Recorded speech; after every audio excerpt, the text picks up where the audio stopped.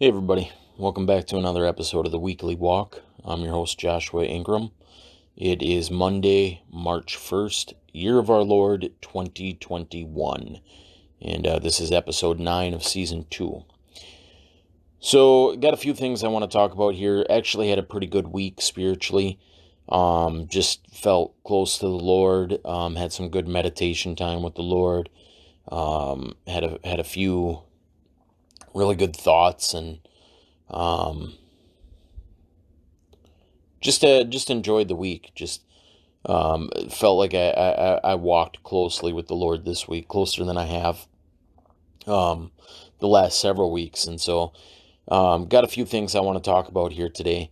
I'm going to start with a negative, and then I have a few positive things to talk about. The first one I want to mention is the negative. I went grocery shopping the other day, and as I'm standing at the self checkout, well, I'm waiting in line for the self checkout, and I'm at one of the ones with a conveyor belt. So it's one of they've got the small checkouts with just the scanner and the bags, and then they got the ones with the conveyor belt. And so this lady had finished up, she had paid, and she was down bagging up her stuff. She still had stuff on the belt. And I moved up to the register. And like I'd thought this through. I thought, because I had some water jugs. And so I was thinking as I approached the scanner, I was like, well, I'm not going to send stuff down the conveyor belt because it might squash her stuff. So I'll just scan and then set my stuff off to the side. And so I got up there and I started scanning and I set my jug to the side, and this lady looks at me and with an attitude, she goes, "Sir, you need to wait." And I, to my shame, I responded in a prideful, angry way. I looked back at her with a really mean look on my face, and I said, "Chill out, lady. You don't need to talk to me like that." And I said it aggressively. So she had said to me, "Sir, you need to wait." And then I said, "Chill out, lady. You don't need to talk to me like that." And I gave her a really mean look. And I instantly regretted it. It's like I'm always conscious. Like I know when I mess up like that, because I wear gospel messages. I wear clothing with gospel messages. I wear hats with gospel messages. My car has gospel message bumper stickers. So I'm aware that I'm publicly representing Christ. And so when I react in a negative way, that's a negative reflection on Christ. Because I know people are going to see that and they're going to walk away and think, oh, that was a Christian. And so I immediately regretted it. And I stood there at the machine thinking about it. And I was just like, man, why? That's so wrong of me to respond that way. And it occurred to me, and this has occurred a lot of times, like I'm always so selfish. And what I mean by that is I'm self-focused when I'm in public. Like when I go out in public, I'm in my own thoughts. I'm thinking about my own life. I'm internalizing my life. Like that's my thoughts are self-focused, self-centered. I'm thinking about me. I'm thinking about my schedule. I'm thinking about my time. I'm thinking about the things I need to get done. I'm just very self-absorbed in my thoughts. And I realized because of that self-absorption, it tends to put me on kind of an aggressive edge, so to speak. Like if anybody interrupts my chain of thought, it's like an offense. It's like you've stepped into my world, my thought world. And so like there's a negative reaction usually. And like I say, this has occurred quite a few times. And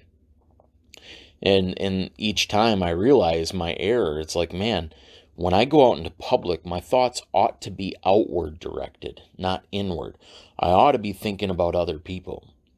Like, how can I be kind and gentle and loving and looking for opportunities to share the gospel?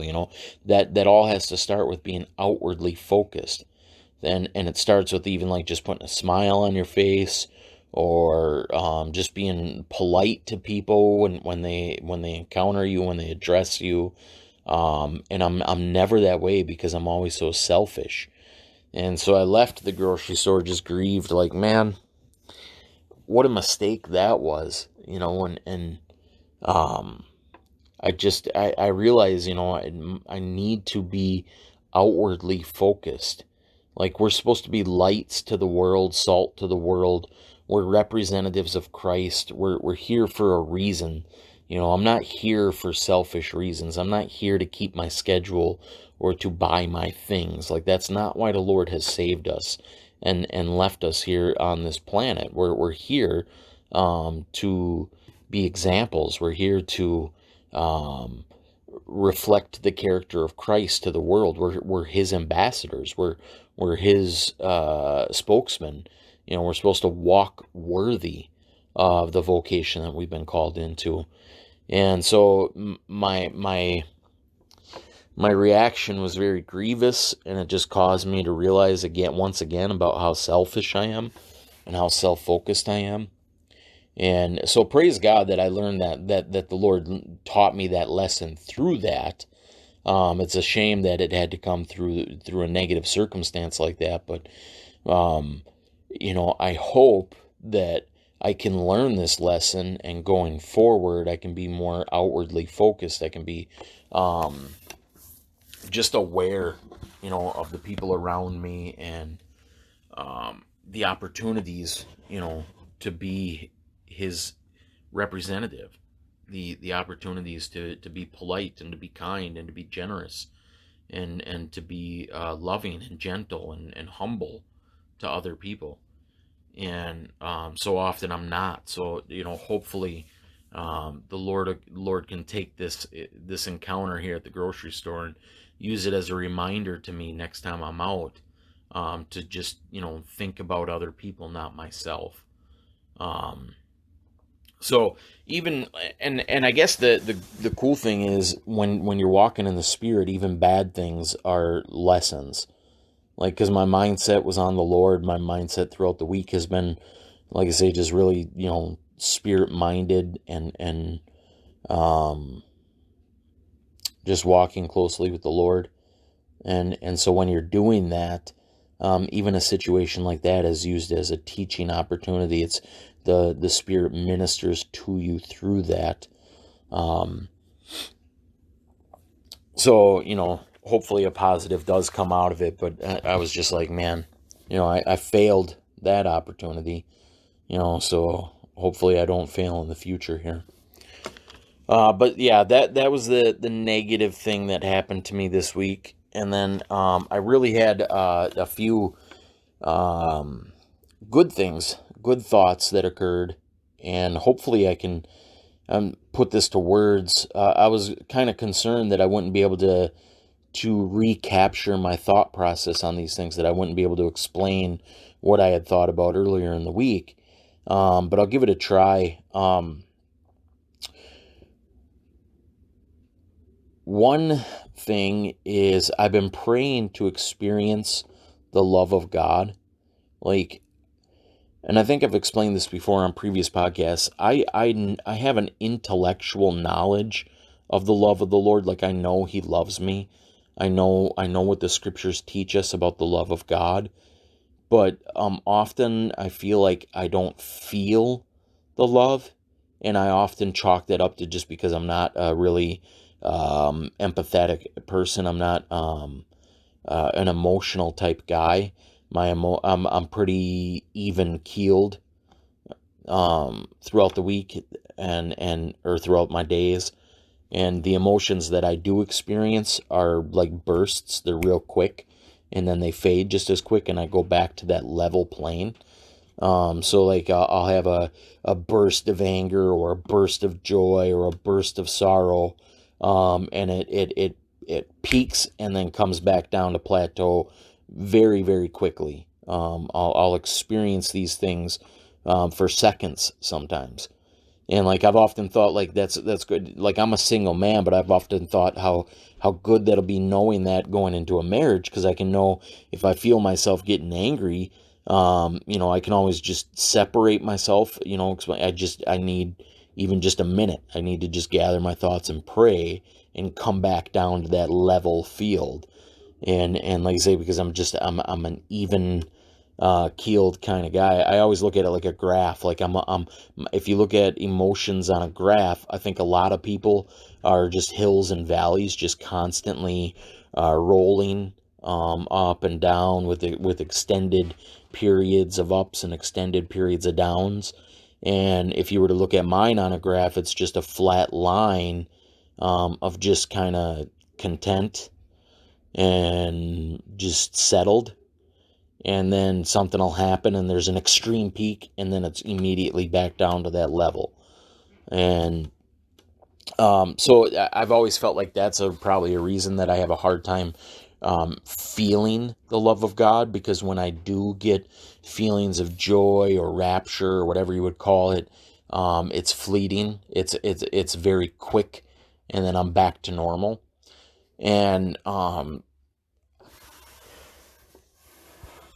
I feel, we love because he first loved us. So like when he fills us with his love, when we're filled with his joy, with his peace, that overflows out of our life onto others. So he fills you with his love, and you naturally will love other people. You will naturally have compassion and empathy because you're receiving compassion and empathy and love and grace, and because you're feeling these things and your heart is filled to the overflowing, it spills out of you onto others.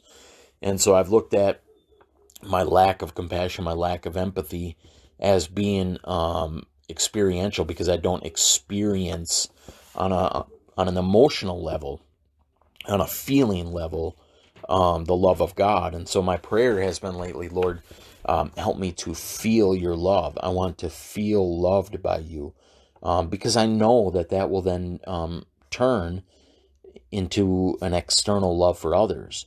And that's something that I lack. Like people will even tell me my countenance is one that's not an inviting countenance. I look kind of grumpy or irritated all the time, and I try to explain to people it's just my natural countenance. I'm not necessarily grumpy or irritated. That's how I look. And people are like, well, put on a smile. And I'm like, well, it would be fake. I don't want to fake. I'm just, I just am who I am. I'm not going to fake. I'm,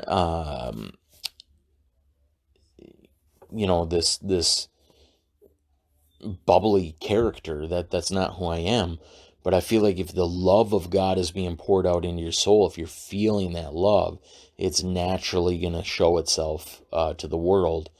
And so that's been my prayer, is just that, Lord, help me to feel your love. Help me to know on an experiential level your love for me.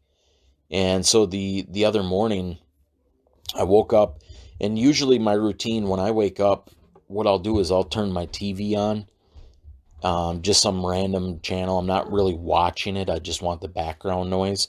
So I'll turn my TV on, and then I go about my morning routine, getting coffee ready, getting dressed, doing the bathroom things, all that kind of stuff. And the TV's on just as a background noise. That's just my habitual pattern. When I wake up, one of the first things I do is grab the remote, turn the TV on, and then I got that background noise. And for some reason, without even thinking the other day, instead of turning the TV on, I turned Spotify on and put on my worship playlist, and just started the day listening to worship music. And some really just moving songs just kind of touched me. And for a brief moment, I just felt the rays of God's goodness pouring down onto me. And it just, it caused me to worship in tears for a little bit. And I was thankful for that brief moment of feeling the love and the goodness of God. It was really the goodness of God being poured out on me. As a matter of fact, it was a Saturday morning, so I was going to be going to Bible study. And I was thinking, I want to maintain this throughout the day. I want to maintain this when I get to Bible study. And what I find is that, man, it's so hard to maintain that. It's so easy to just all of a sudden lose that and to step into the flesh. and become dull or whatever. And that was the case. So I got that moment of it, and it was so good, and it was so beautiful, and it was so refreshing. And it's something that I want and desire all the time. And I don't want it to just be because of worship music. I don't want music to have to accompany it. I want to just wake up thankful and grateful and experiencing the goodness of God. And I want to be able to carry that throughout my day. So that rather than just a kind of standoffish, seemingly irritable look upon my face, upon my countenance and my demeanor, I'll be radiating the joy of the Lord. It's so appropriate for a Christian, and it's something I lack. And like I say, I often just credit it to my emotional character. Like that, I always just say, well, that's just who I am. But I really want to just experience that goodness of God, that love of God on a permanent basis. I want to walk in that goodness and love. I want to feel the love of God, so that I can reflect it to the world. So that was just something that was really good here that happened to me on Saturday morning, just feeling that goodness of the Lord. And then recognizing that I wanted to maintain it, but I lost it right away. And so I just want to keep that on a regular basis. So another thing that happened is I had a couple of really, really good moments of meditation. Both of them occurred during my lunch break. I get an hour lunch break at work. And so during my work, I'll usually read. And I'm reading an A.W. Pink book, and instead of just delving into the reading, I just kind of sat and thought about the Lord, and my mind was directed into two different directions at two different times here. And on the first time, I was thinking about so I have this dichotomy of sins within me. On the one hand, I suffer from ego and pride and arrogance, and it's on an intellectual level. Like I pride myself on my brain. I take, there's a part of me that is proud of my intellect. Like I see myself as a smart person, and I think it's probably, I've had that confirmed by multiple people throughout my life, so it's kind of built that ego of this pride, like, yes, I'm a smart person, I'm an intellectual person. And I often try to remind myself, like, we don't get knowledge on our own. It has to be given to us by the Lord. Everything we get is a gift. And so on the one hand, I'm always fighting that battle. I'm fighting that battle of pride, and that really, really hinders ministry. Like, because in everything I do ministry wise, whether it's this podcast or whether it's my videos or whatever it is, there's a pride bubbling beneath the surface that I'm very aware of and that I'm fighting. Like I'm trying hard, like, Lord, don't let me glory in this. Don't let me think that, like I'm some superior teacher of the scriptures, and that I have the answers and people can look to me. So I'm fighting that on the one hand, and trying to remain humble, and trying to remember that I have nothing that God didn't give, that there's no quality in me that makes me any different than anybody else. It's the Lord's grace when He gives knowledge, when He gives understanding. That's a gift that comes from Him. So on the one hand, I'm fighting that particular sin. Now the dichotomy comes in, and it's a weird dichotomy. I don't know if other people experience this or not, but I suffer from extreme low self-esteem when it comes to my physical being, the way I look, and in particular my weight, a little bit on my height and my facial features and whatnot. And it's hard. I feel like men don't talk about this, so it's kind of shameful. It's like men just kind of hide from this. It's like when I try to talk about it to other brothers, I get the impression that they're uncomfortable. That it's like, so it's this really weird thing, and I think it's because men are supposed to be confident. Men are supposed to, not care about looks. And I'm sure it has something to do with my upbringing, from just being criticized or picked on or made fun of or whatever. But I've developed this self-consciousness about my physical body, about the way I look. And so I have really, really low self-esteem and um, very insecure about the way I look. And so, like, any sort of criticism about my looks just pierces me. Just I remember when I was like probably 14 or 15, some woman making a comment that just to this day just stings when I think about it. And so I have this about me. It's I have the pride on the one hand and the insecure, low self-esteem on the other hand. And I've never really known how to battle that. And, it's like you try to puff yourself up. Like I suppose for me, it comes out in trying to be manly, trying to be strong, trying to be tough. And so, like, I'll be, I don't know what the word is, bravado. Like I try to project an alpha male attitude to cover up my insecurities. I think I've also developed a really self-depreciating sense of humor, that's endearing. It makes it really easy to make friends, but it's a cover for my low self-esteem.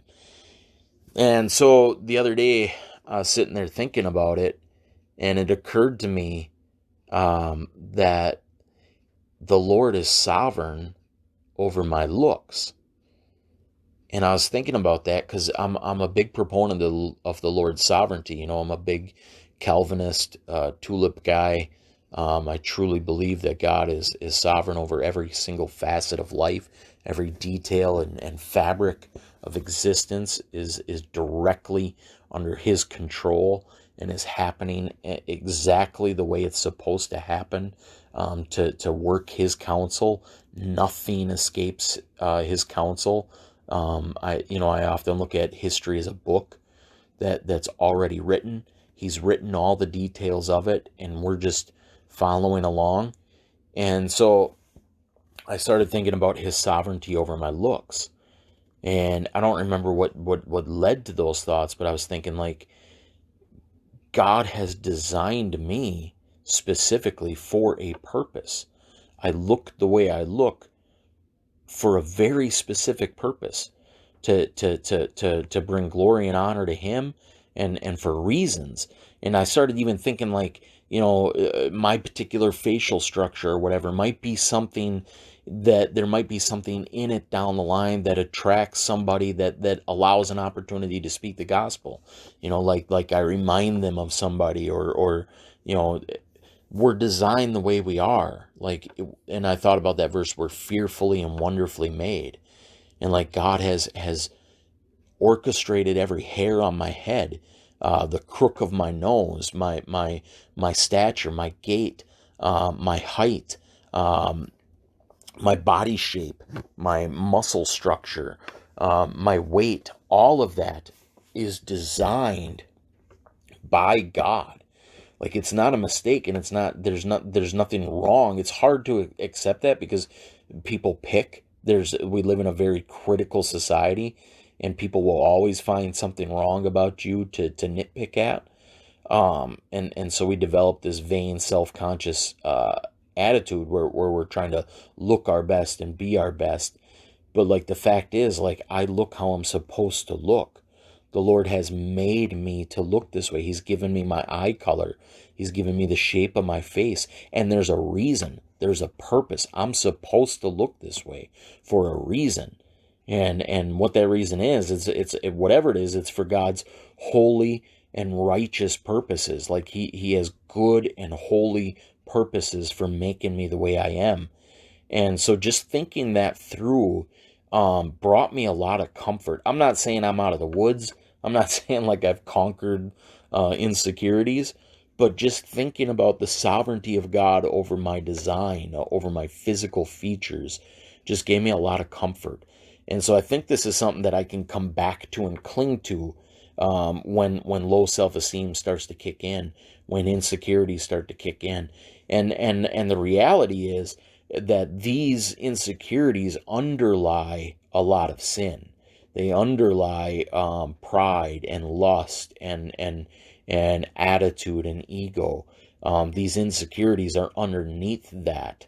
And so, if I can walk in the confidence of and loneliness, like sometimes, like I'm a single man. I'm not married at the age of 38. All my friends are getting married around me, and here I am single.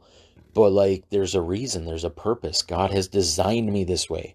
I'm supposed to be this way. That just it erases, at least for the moment, those insecurities. And yeah, they'll come fleeting back in, but then I can always, come back to this thought that I'm fearfully and wonderfully made. That God has made me specifically for a purpose, that he has designed my features for a reason. And so, even if other people were to look down upon you or to be critical of you, or if whatever the case may be, it's irrelevant. Like, this is who I'm supposed to be. This is the way God made me, and he did it for a reason. And I suppose this is something like, it's probably not any enlightening thing to other people, because everybody's like, well, yeah, we've known, we always know that. But for me personally, like, it was just like a light bulb came on, and it was just connecting the dots between God's sovereignty and my physical attributes. Just really, really helped me start to get comfortable, or be comfortable, with who I am, being okay with who I am. So hopefully I can, continue down that path. Hopefully I can continue to remind myself of this. And even just talking about it on the podcast here, this is a shameful thing. Like I say, this is something that men don't talk about. At least I've never heard men talk about it. And when I've brought it up to other people, I can see on their face, a level of uncomfortableness. And even when you talk to a woman, it's about it. It's kind of a shameful thing, because they're expecting confidence. Women want a confident man. And so it's often felt very shameful to even address it with a woman. It's like all of a sudden they view you less of a man. They view you in a different light because you've expressed these insecurities. So it's just a really hard thing to talk about as a man. It's a shameful, humbling thing, to bring this out. But I've always recognized that a lot of my persistent habitual sins are undergirded by this insecurity. And I've never been able to put it together, like how. And even right now, it's still kind of mysterious. Like, how does insecurity directly lead into lust? But I know it does. And I suppose the insecurity creates loneliness. Loneliness creates an opportunity for temptation to creep in. I don't know. It's just, I don't have all the pieces put together, but I've always recognized, or not always, within the last couple of years here, I've recognized that insecurities undergird a lot of my persistent habitual sins. So hopefully I can continue to piece this together and continue to remind myself of this truth, that I'm fearfully and wonderfully made, and that God has designed me to be me, to have my eye color, hair color, height, stature, everything. He's designed me for a reason. There's a purpose for me to be the way I am. So that was a really hopeful thought that I had earlier this week. But I'm coming up on a break here, so stick with me. And on the other side of the break, I'm going to get into my last point. All right, welcome back to the Weekly Walk. I'm your host, Joshua Ingram. And just finished up talking about a few different things that I've been thinking about this week. Left off with the discussion about low self-esteem. And another similar thought process occurred. I mean, not similar in topic, but similar in how I got there. It was another time on my lunch break, setting my current book down that I usually read during lunch and just kind of meditating upon the Lord. And he directed my thoughts in a certain direction that was really beneficial. I had a really good, like 10-15 minute thought process on a particular issue. And I remember, like, as soon as I was done thinking about it, I thought, man, I really want to talk about that on the podcast. And then I thought, there's no way I'm going to be able to remember the way I just thought this through.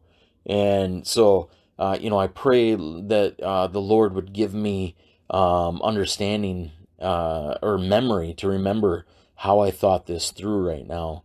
Lord, please grant that because it was so beneficial. It was so good to think about. But I don't recall what led to me thinking about this particular issue.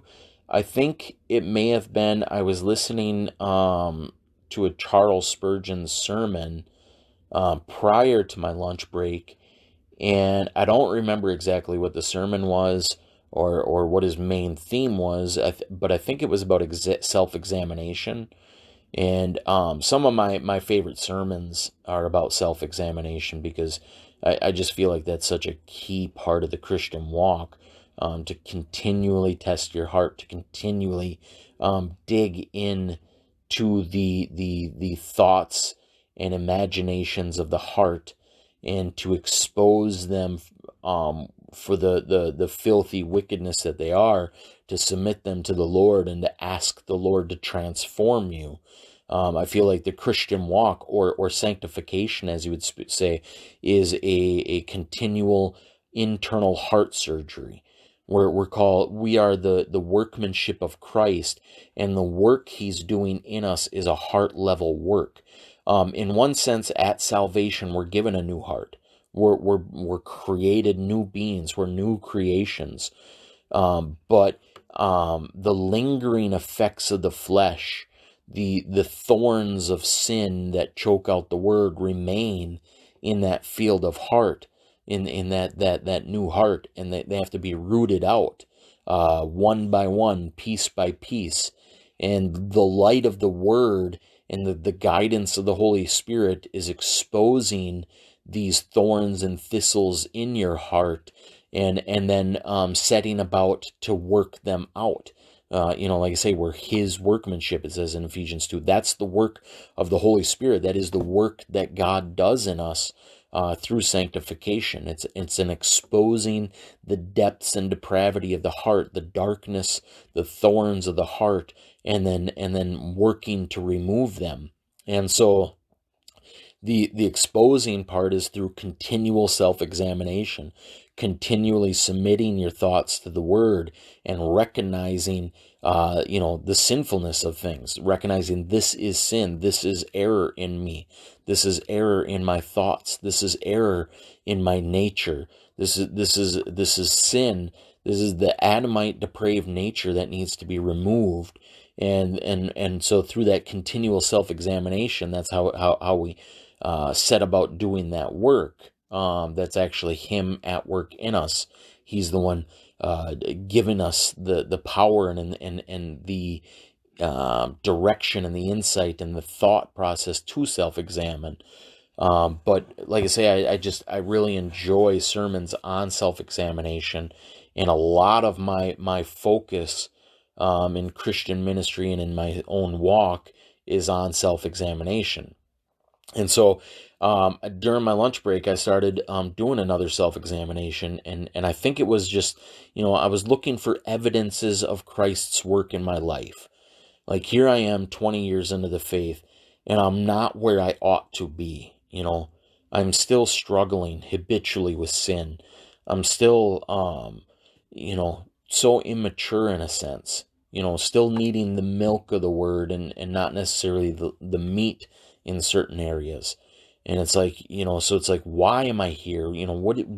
Why have I not made progress? Why am I running this race at a snail's pace?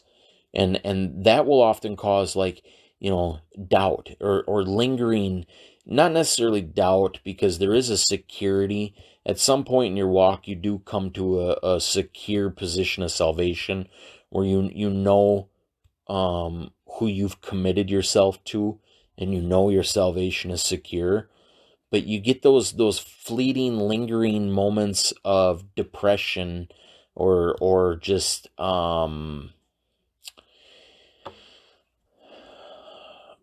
it's just a weight, that can weigh you down, where you're going,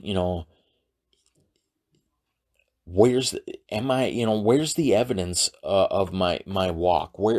How come I'm not seeing growth like I should? How come I'm not running at the pace I should be running? How come I'm not sprinting in this race to get the crown? Why am I just crawling? Sometimes, why am I standing still on the racetrack? And so, you'll examine your heart. And so during this particular time of meditation, I went all the way back to the beginning of my salvation, and I thought, where are the key moments that I can point to and say, I saw the work of the Lord here? Where are these key, big Ebenezer stones, so to speak? The scriptures talk about how in the Old Testament they would set up these stones of remembrance to remember what the Lord had done, and they're called Ebenezer stones.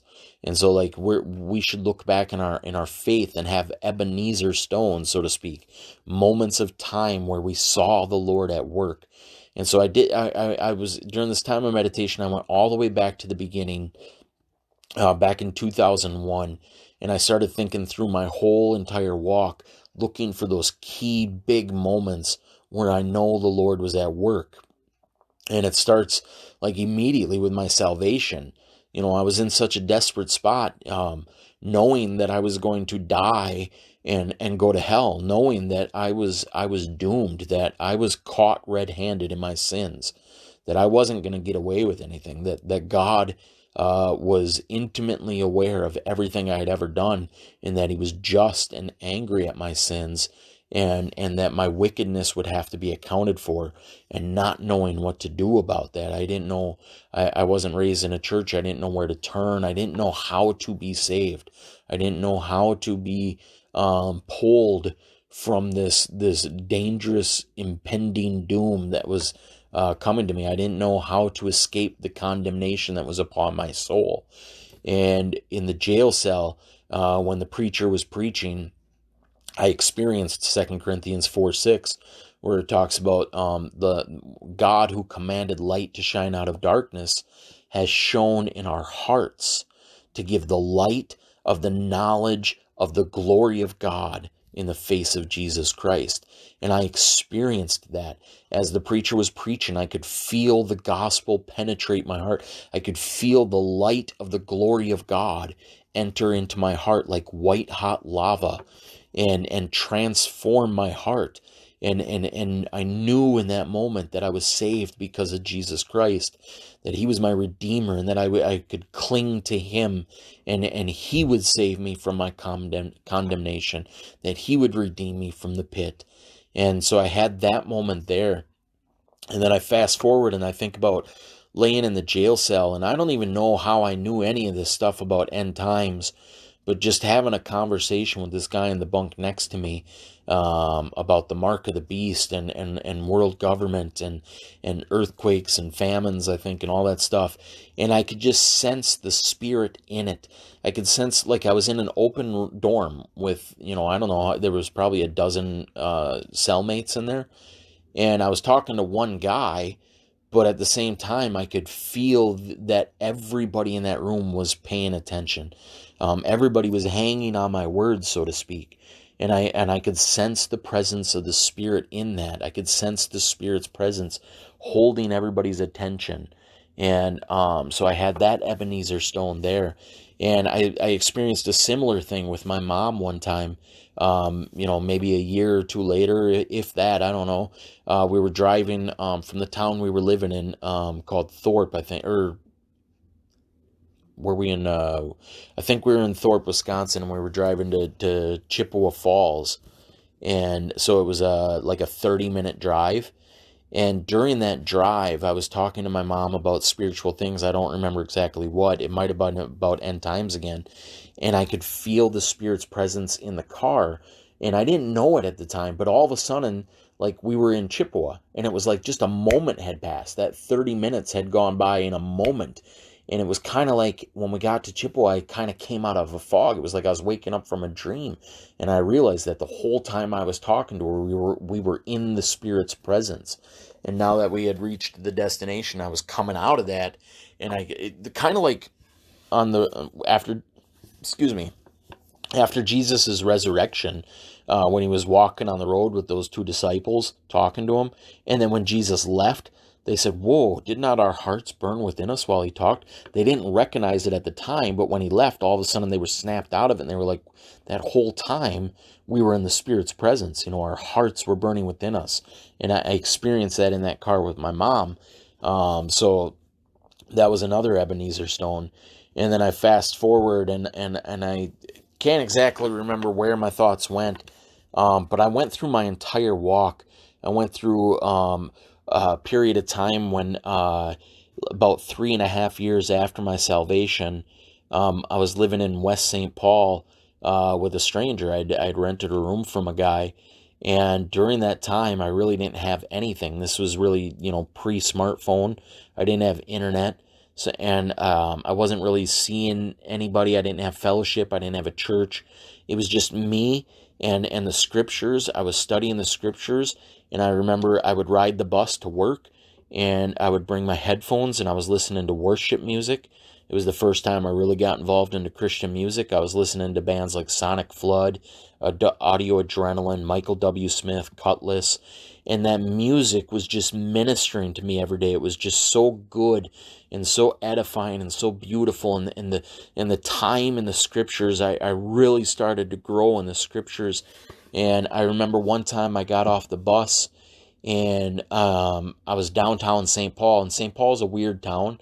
It's like a business district. It's a big city, but it's a business city. Like, there's no real clubs or bars or anything like that. So I would switch buses downtown at about 11:30 at night. I'd have to walk a couple blocks over to the next bus stop to get on the transfer bus, and the city would be dead quiet. There'd be I'd get off the bus, and there's nobody in this entire city, a city of 150,000 people, and there's nobody there. And it was such a unique thing and just a beautiful thing. I'd walk right down the middle of the street, and there's nobody, like no cars, no people, nothing. And I got off one time, and there was a big pile of trash laying on the sidewalk, and I just kind of went around it, and the Spirit just really convicted me, and I just felt prompted by the Lord like I was supposed to pick that garbage up, and I resisted. I was like, no, I'm not going to pick that garbage up. It's not my garbage. I didn't put it there. And I kept walking, and I got like a block away, and the Spirit was just wrestling against me. Like, I was so convicted. Like, if somebody could have seen my face, I was having this internal tug of war. Like, I didn't want to pick up that garbage. I was like, this isn't my duty. It's not my garbage. But the Spirit just bringing that conviction. So I ended up just stopping mid-step, and I had to turn around and walk that block back and pick the garbage up. And I kind of did it like a, fine, Lord, and I threw it in. But it was just like that obedience. It felt good. And that was another moment that just stood out to me as an Ebenezer stone of obedience. And just always recognizing the Spirit's presence there. And I think about, him putting to death my drug use prior to that event, prior to that, when I started getting into the music and the Christian music and really studying the Word. I went through a very turbulent period where I was trying to live in both worlds. I was still trying to be around my old friends, and I still wanted to smoke weed, and just the Spirit would just convict me and let me know you can't be a man of God and a man of the world. It's one or the other. And I remember those turbulent years, and I remember how hands-on the Lord was in that, and how he worked daily to get these sins out of my life, and how he pulled me out of that dark life, and put me with my dad, which eventually led to me getting that room with that stranger in West St. Paul. And I remember the times with my son. I would have visitation with my son every other weekend. And from the time he was 3 years old, I'd tried living with with his mom, my ex, up till the point where he was about 2 years old. And then, it just didn't work. I was still just way too selfish and sinful, and I was brand new to the salvation and trying to work that out, and we just fought all the time, and so it just didn't work. But from the time he was about 3 until he was 13, when he could make his own decisions, and he chose not to come around me anymore because of my faith. But for a 10-year period, I had him every other weekend. He was with me every Friday evening to every Sunday evening. So 2 full days every other weekend. That's 26 weekends, 52 days out of the year. I had my son, and it was basically just me and him.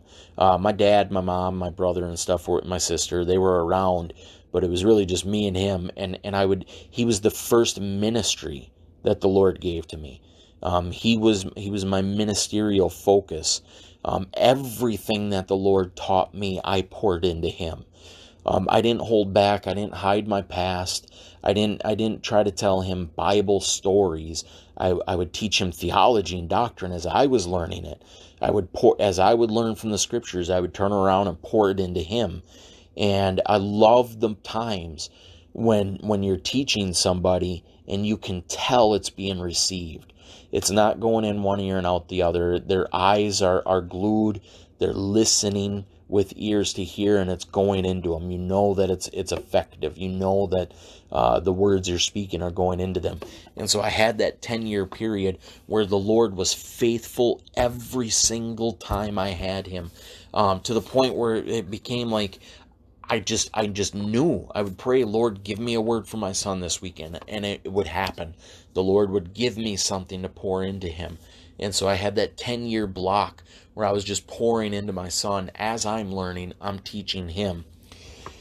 And so that was another Ebenezer stone. And then I had my Thursday Bible study that I started going to probably back in like 2005. I had gone without fellowship, and it came to the point where the Lord just was really pointing out that verse that, we're not supposed to forsake the gathering. And so I knew I needed fellowship, but I was skeptical of all churches. And so I was praying, Lord, just give me real fellowship. Lead me to real believers, real solid born again men of God. And he did. In 2005, led me to this Bible study on Thursday nights, where I met true men of God, men zealous for the things of God, men that were hungry for the Word of God, that loved the Word of God, that had a zeal for evangelism, that had a communal love for one another. And I was so blessed by that. And during that time, I really got to hammer out doctrine, because I would bring, the things that I had learned into the scriptures into that Bible study. And a lot of times I would be met with opposition, specifically on end times things. I'm what you would call historical pre-mill, not dispensational, which means I don't hold to the pre-trib rapture. So that issue would be a point of contention. And then the doctrines of grace, sovereignty, the Calvinism. I ran into brothers who really held to this free will salvation position. And so it caused much conflict with me. Although, I came into this group and immediately fell in love with these brothers, we just stood in opposition on some of these key doctrines. And so it really caused me to dig deep and to learn. Like I had to study and study and study to see if the positions I were holding were true. And so it set about like a 10-year period of deep study and deep writing, where I ended up writing a lot of different articles on a lot of different topics. And to this day, that's what I'm doing when I do my Facebook Live videos, is I'm taking those writings and putting them into video format. So I'm still experiencing the blessing of that. That's an Ebenezer stone there. Just the doctrine process, and learning the scriptures, and writing my thoughts, and really solidifying where I stand doctrinally, where I stand theologically. And from there, he brought me into, the Lord brought me into contact with this group of fellowship that I'm with now. I had to stop going to Thursday because of a change of job. I couldn't, my hours changed, so I couldn't attend that Bible study. And I knew I still needed fellowship. And I knew that weekends were idle time for me, where it led to a lot of sin. So I thought, man, I need weekend fellowship. Praise God, one of the brothers from that Thursday was able to meet with me on Saturdays. He had a place where we could meet, and we started a Saturday fellowship. And through that, we were able to add other believers. And it was really just a lot of young, brand new believers. And so I was able to kind of play role as a mentor, so to speak, or a teacher, and I was able to just apply that. The Lord, that was a gift from the Lord, because I was able to apply my gifts and my calling, and able to apply that into these young brothers' lives and sisters. And then, but at the same time, I had to learn how to do community. Like, through that group, more sin has been exposed to my heart than I ever thought possible. I've learned so much about my failures and my faults and my character, and we've had to wrestle through bitterness and offenses, and so there's just been tremendous growth there in that aspect. And so that's another Ebenezer stone. And then the current ministries I'm doing, with the different videos, just a blessing. And so as I'm meditating through all this whole process, thinking about all these times where the Lord has acted in my life, it caused me to think about the Peter verse, where it talks about, add to your faith virtue, and to your virtue knowledge, and to knowledge temperance, and to temperance patience, so on and so forth. And I've always noticed those verses, and I've always thought of them kind of as a progression, like kind of a guideline to see where you are in your sanctification. Like, I feel like it starts with faith, and then along your sanctification path, you add to that faith virtue. And then as that's worked out in you, and you continue to progress, you add knowledge. And so thinking through the steps that I had gone through, I started seeing the early stages of my walk faith. I started seeing that the Lord worked miracles, and the presence of the Holy Spirit was so strong that my faith was solidified, that I knew that this was a reality, that this is true. This is the real God of the universe. And then the Lord worked out the major external sins in my life: the drug use, the drinking, the cussing, the swearing, the anger and violence, and these things were removed through the different turbulent times that I went through. So I saw virtue was created. I learned integrity, and just obedience and adhering to the laws of God. Especially, it seems like he really worked on those big external issues, because I'm still a sinful man internally. My heart is full of wickedness and sin, and so that's still being worked out. But the virtue was being added. And then I went into that 10-year period of Bible study, where knowledge was through conflict with brothers of differing opinions. It caused me to study, to shew myself approved. It caused me to diligently seek out the truth of the word. And so to my faith and my virtue, I was adding knowledge. And then through that knowledge, the next step was moving into my small group with temperance, which I'm still learning, especially controlling the tongue, because with the intimacy that I had with this small group that I was with, we would be just quick with our tongues, and I'd be critical and contentious and bitter, and learning to control the tongue, to temper, to have self-control with the tongue. So that's kind of the space that I'm at now, I think, is learning that temperance. Um, if it is in fact a path, if Peter's laying out a path of faith to virtue, to knowledge, to temperance, to patience, to godliness, to brotherly kindness, to charity, if that is in fact a path, which I'm not entirely sold on, I'm not, there's no reason to think that God can't create charity in you before he creates patience. I don't think it's, or perhaps create all those things at once. And in a sense, all those things are being maturated within you. The fruit of the Spirit is like a cluster of grapes. It's some small, some big, but it's all coming together at once. You're just seeing growth in certain areas more predominantly than others. But if it is in fact a path, then I would say that I'm somewhere in that temperance patience level, starting to come into that. And so just thinking through that meditation, it was just a really, really enjoyable time of meditation. Just thinking through these past Ebenezer stones, thinking about knowing the presence of the Lord in my life, and seeing the work of the Holy Spirit. So that even in these dry times, when I feel like there's not much growth, or I feel like maybe I'm even in danger of and no, because you don't go backwards. We've put our hand to the plow. There's no going back. I don't believe in backsliding.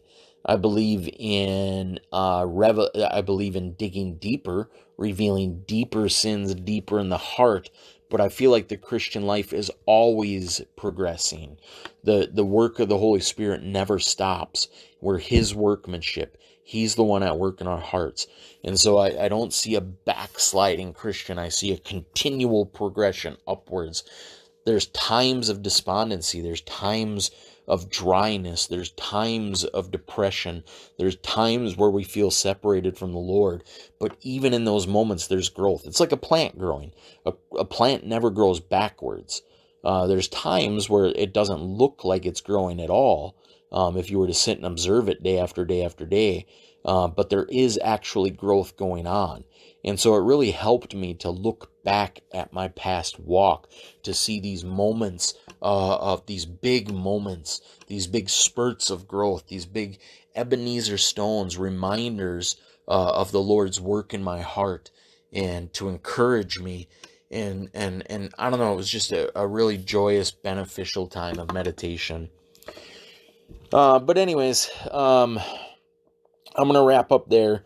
I had another thought today, again, during my lunch, and I immediately forgot it. I wish I could remember, because I thought it as I was thinking, and I was like, yeah, I got to share this on the podcast. And then I just forgot what I was thinking about.